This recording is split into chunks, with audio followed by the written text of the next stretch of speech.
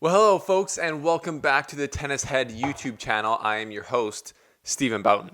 And this week, we have the Miami Open going on, and some people are saying it looks like the future of men's tennis. We have 0 of the big 4 players playing after Andy Murray's late withdrawal. So we're going to take a look at what does it look like, how competitive is the future of tennis going to be, how long do each of the big 4 players have left based on what we've heard lately from them or their camps.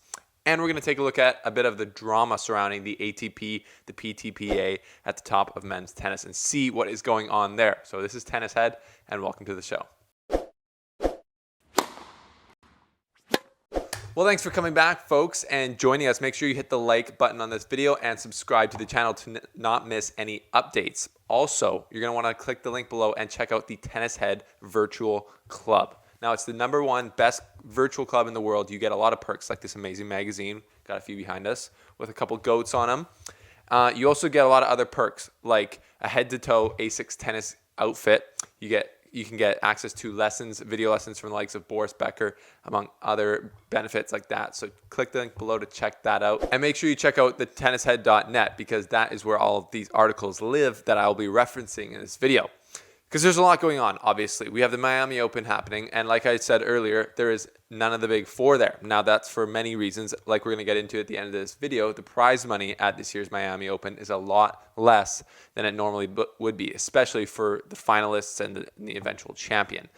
Now, that's for obviously a number of different reasons. We're in a global pandemic. There's less money to go around, but that has created some tensions at the top, so we'll get into that. But first, Miami this year, the Miami tournament is looking like a look at the future of men's tennis because while we don't have the big guys here, we do have all of the little guys or the younger guys, as they would say, and they're all going to be competing for a lot of points and a lot of prestige. One of these players will win a Masters 1000. There's only a couple of players in the draw who have won one before, so there's a lot of opportunity. We had Aslan Karatsev, who won in Dubai. He's here. We had Alexander Zverev, who won in Acapulco last week. He's also here, obviously. So there's going to be amazing competition. There's going to be matches we haven't seen yet, and they've already started, and we've got to see a lot of that. So to me, you could say the future looks bright, but what are your thoughts on the future of men's tennis? Now going back to the big 4, this tournament is the first time, the big 3. This Miami Open is the first time that none of the big 3 have been here since 2004, since Paris 2004. So that's been a long time that we have seen at least one member of the big 3 present, showing off their dominance, showing off their world-class skill. So, like I said, it's a big opportunity. They're not here.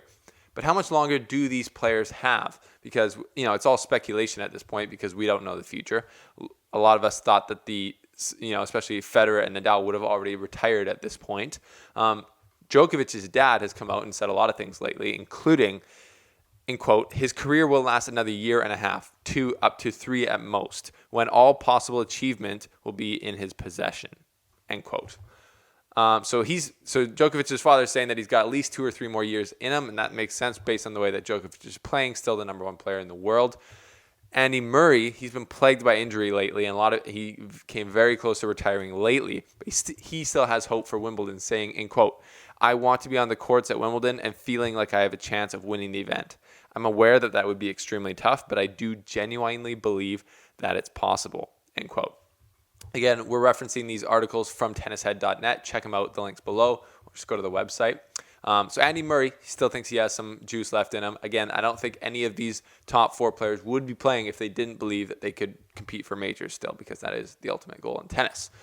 David Ferrer, fellow Spanish player, said about Rafa is a legend of this sport, and we have to enjoy him while we can. David Ferrer is promoting the tournament in Barcelona, which Rafael Nadal has committed to this year. So they're very excited to have him back, and we just, like he said, have to enjoy the time we have left because we never know how much time there will be. And Federer, as we've covered before on Tennishead here, he looks to be having one last rise to form, trying to get back his match legs under him. He appeared in Doha, won one good match there, lost in a second. But he's taken off time until the clay swing to train, get ready for the eventual Olympics, grass court swing, and the U.S. Open, which is his main stated focus. And every time he steps on court, it feels like borrowed time. And again, we should be appreciative that we have them still playing because it's absolutely amazing. But once all 4 of these guys are gone, it's not like the world's going to end, I don't think. There's going to be so much good tennis to go around. See a lot of players in the Miami draw, like Musetti, Sinner, a lot of young Italians are great. Felix Auger-Aliassime, Denis Shapovalov, a lot of players. I could go on forever naming people. And I think the sport is in good hands, but I want to hear what you think. Is the sport in good hands? Is tennis going to get more boring once the big four are done? And like I said, we've seen continued tension epitomized by Vasek Pospisil's meltdown on court, where he let out kind of some of the dirty laundry. When the umpire asked him, "What's going on with you today, Vasek?" he exploded and he said that he had just been yelled at the day before by the leader of the ATP in a player meeting, assuming that he was trying to, lobby for more better accommodations for the players or more money or bring up points to try and provide for the players better. As you might know or might not know, Vasek Pospisil and Novak Djokovic have led the formation of the PTPA, the Professional Tennis Players Association, which is kind of like a union or a players union within the ATP to try and get more benefits for the players. There's not too much out from them about it, but that's kind of their goal.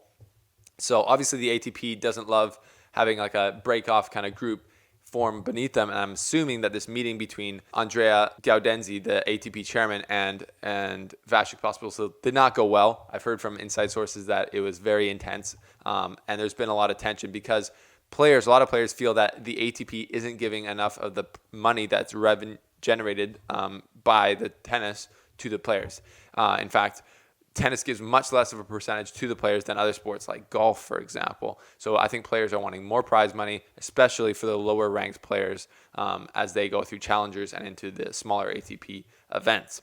On the other hand, though, the ATP might look at it and be like, tournaments are losing money currently, even putting on these events. And we're in the midst of a global pandemic, so maybe we should try and just make it through there. So there's obviously a lot of heat and opinions on both sides. But I want to know what you think about the tension. Who do you think's in the right more, the ATP or the players? Should the players get more money and more benefits, or are they complaining too much based on the worldwide circumstances? I'd love to know your thoughts. Leave them in the comments section below. Thanks for being here. Make sure you hit the like button and subscribe. And let us know what you'd like to see from the Tennis Head videos in the future, what topics we should cover, etc. Thanks for watching, and we'll see you next time.